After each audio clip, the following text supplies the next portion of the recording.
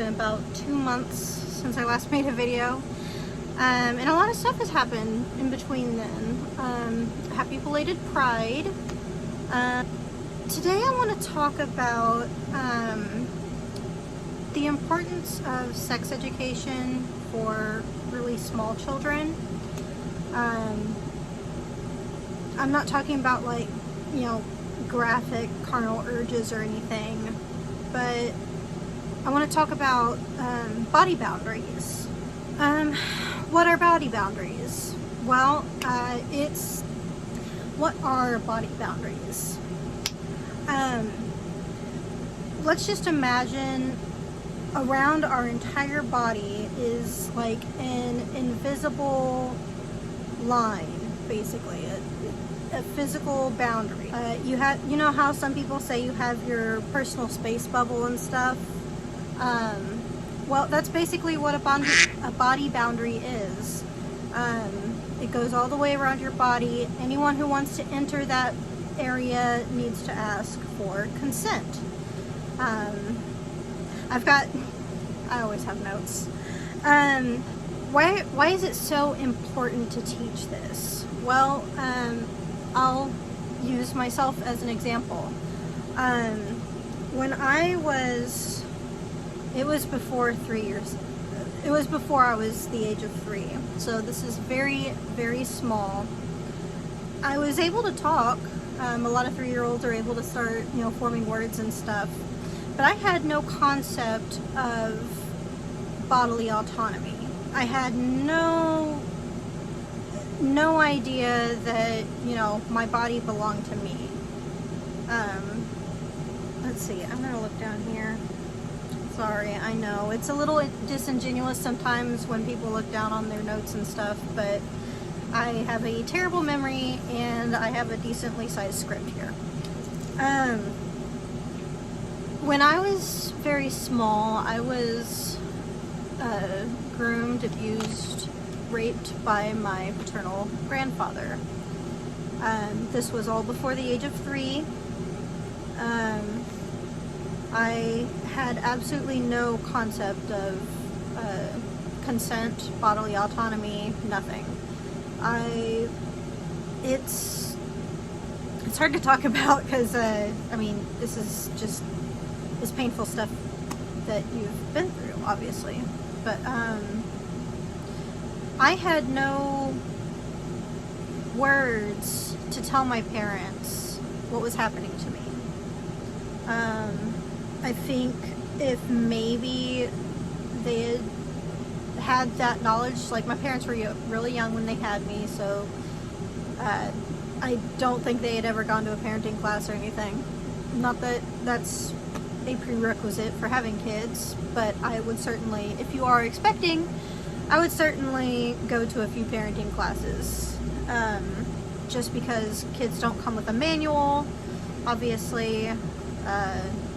A lot of times you don't know what to do, but there are people who do, so I highly recommend parenting classes. I didn't have the language to talk to my parents about this, so they never knew what was happening.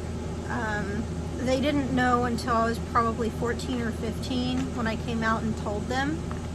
And by that time, my grandfather had passed, and neither one of them believed me. I think maybe my mom thought something happened, but I don't know. Sorry, okay, let's try actually reading off the script here.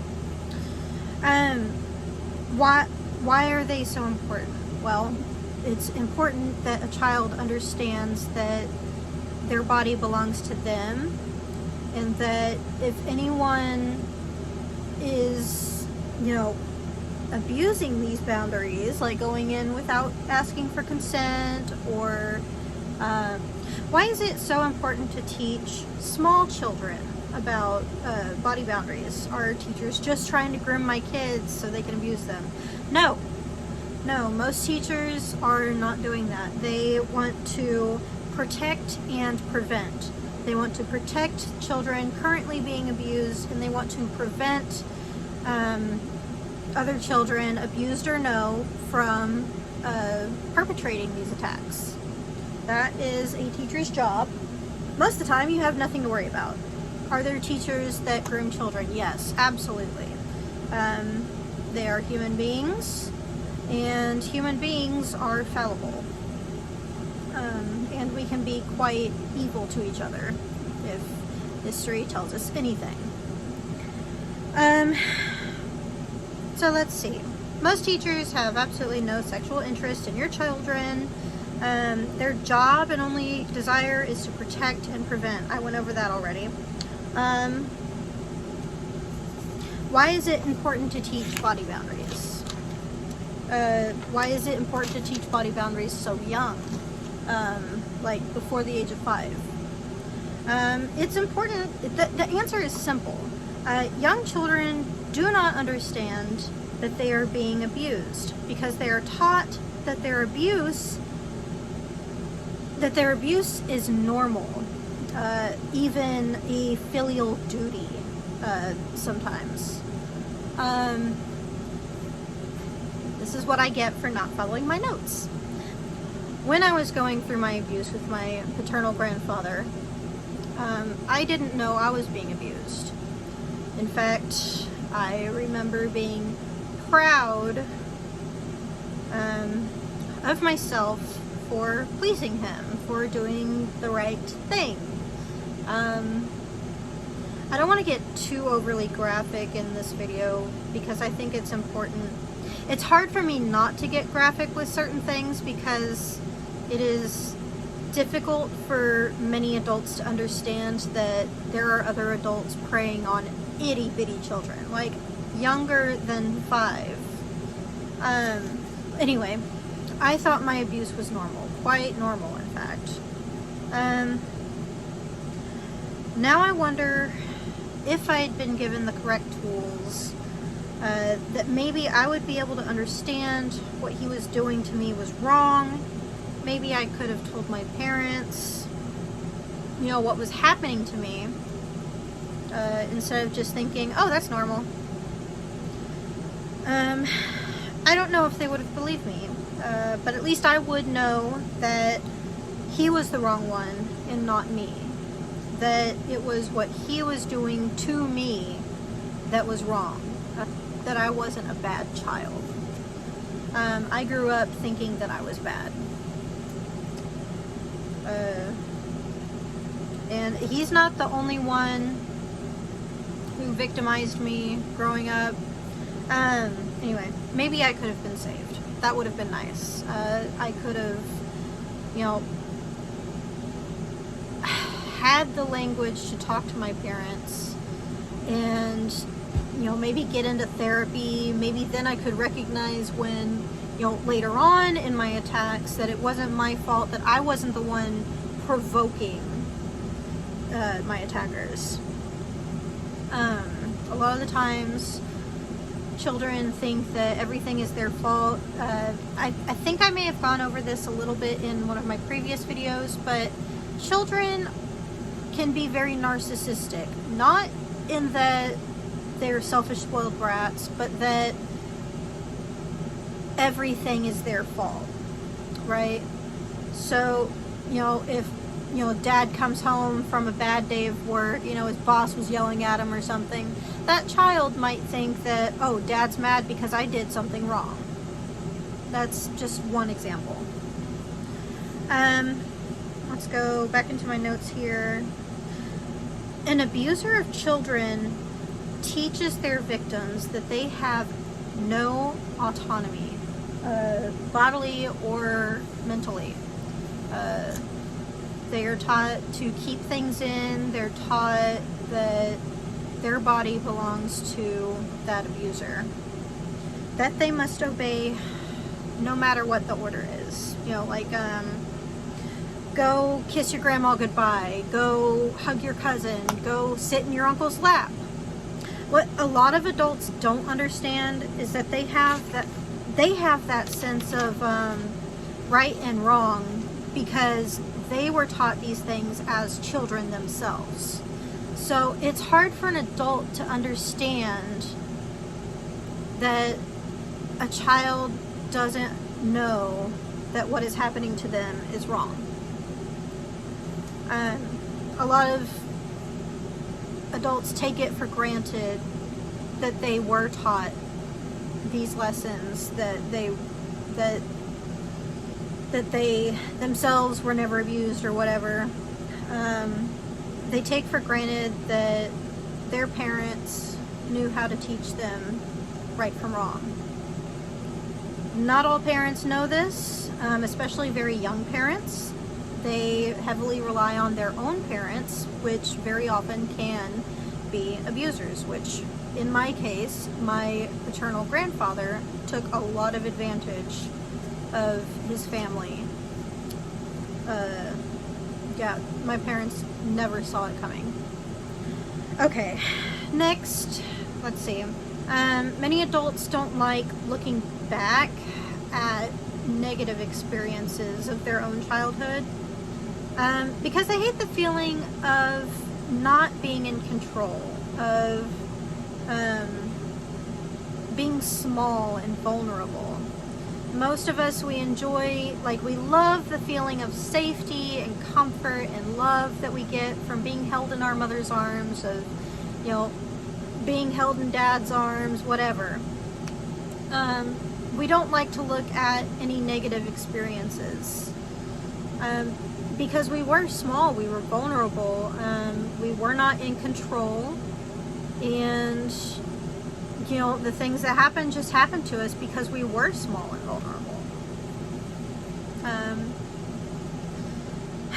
Let's see. So we do our best to remember that feeling of protection instead of, the scary moments in life. So we kind of have this rose-tinted glasses of our childhood because we think about those moments when we felt safe, we felt loved. I believe we can learn equally from negative and positive experiences. We learn and then we teach based on our own life experiences, including the negative. That is the most important part. Sometimes we take for granted our positive experiences as the whole of our childhood, but human life there's a duality to it. There's light, there's dark, there's love, there's hate, all these different things. We grow up experiencing these things, and it is our experiences that help us to teach later on, especially to our own children. I also want to say, adults are fully formed. By now, I think, when you're 25, your brain is officially fully formed and you're a whole-ass adult. By then, we should have a full understanding of consent. Even though, a lot of people choose to frequently ignore that consent.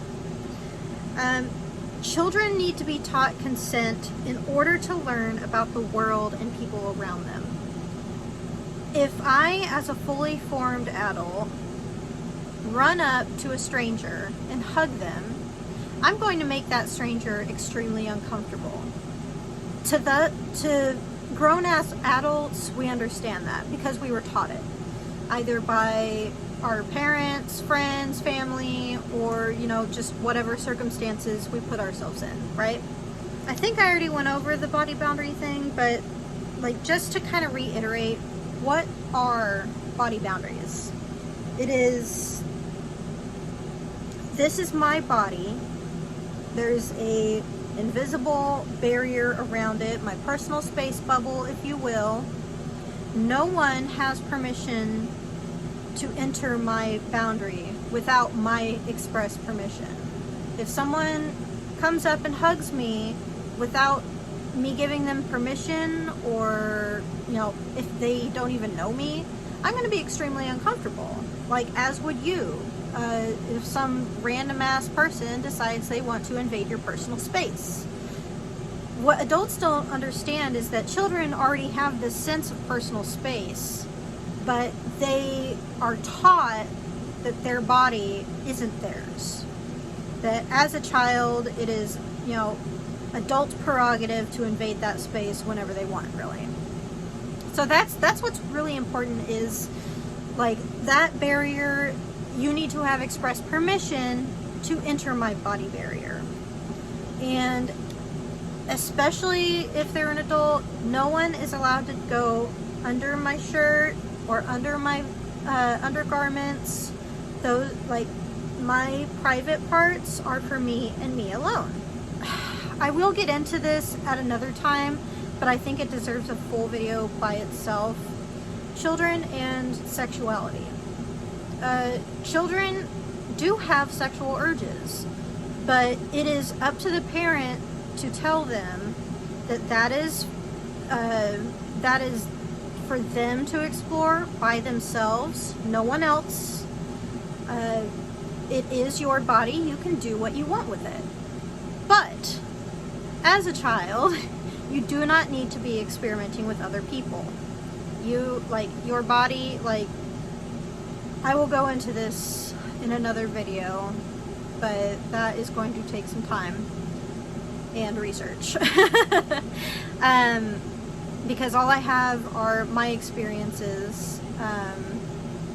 I want to make sure that I want to make sure that I'm actually giving you correct information. I want to actually, like, research the topic a little more, because while I am a well of knowledge, per se, about sex and sexuality, I think it's important to go by actual professionals who have studied this phenomenon and have a fuller understanding. Yeah, while we're on this subject, I want to talk about what's her face? Okay, there's this chick, Miranda Sings or something like that.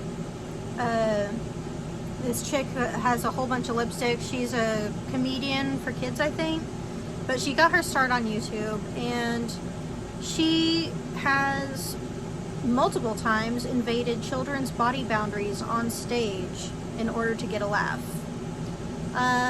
Especially with female predators, we tend not to take them very seriously, especially when they're claiming that it's for their comedic art. It does not matter what your profession is. You do not have the right to touch anybody else. You do not have the right, especially to touch a child, even if it's like a volunteer space where you're performing on stage. You do not have that right. And it is incredibly disgusting that she released a song trying to minimize what she's done. It does not matter. It doesn't matter what that child says. A child is a child. As an adult, you need to know, even if they're saying yes, even if they want something, that it is your responsibility to not do anything to that child. Because children are children. No, it does, like, they're human beings. They deserve your respect. They're not props. They're not tools. They're not things. They're human beings with thoughts and feelings. But, you know, being children, they do not have the ability to consent to sexual activity, especially with an adult. Okay? Next. I got, like, way off my notes. This is why I write notes, because I end up going off on tangents, and, like, the plot has evaded me. So I went over the invisible body barrier, right? Body boundaries. This is my body. No one else's. No one has permission to enter my space unless I give them permission. So, let's see here.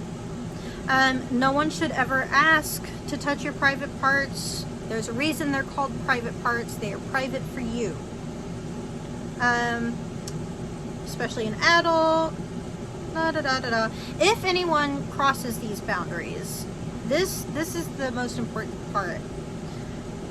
you should tell a trusted adult, and if that adult doesn't believe you, if they don't do anything about it, you need to tell more adults. Keep telling until the abuse stops. That is the best piece of advice I can give to a victim. Is you may feel extremely alone right now. You may, like most of us, feel that we can't tell, that it's not our place to tell, that that secret belongs to that abuser, not to us. We are just the object that they are taking their frustrations out on. So that's the hardest part, is getting up the nerve to tell someone. And if that someone doesn't believe you, you need to keep telling people. Tell until the abuse stops. Okay, next, if you teach your children consent in this way, that their body belongs to them, that, you know, no one else is allowed to enter that space without asking first. That's the whole point about consent anyway. Your child will at least be better equipped to tell you if or when something happens, if something is happening to them. Children deserve autonomy. They deserve respect. And it is up to us as adults to earn their respect, not the other way around. Because we are fully formed. We know how the world works. It is up to us to earn a child's respect and love. If that's what they choose to do, if they choose to love you. Many adults in children's lives are loved by those children. It's very easy to gain a child's love as long as you are respectful with them. Let's see, what else? I already went over this, but children are not tools. They are not things. They are people with thoughts and feelings.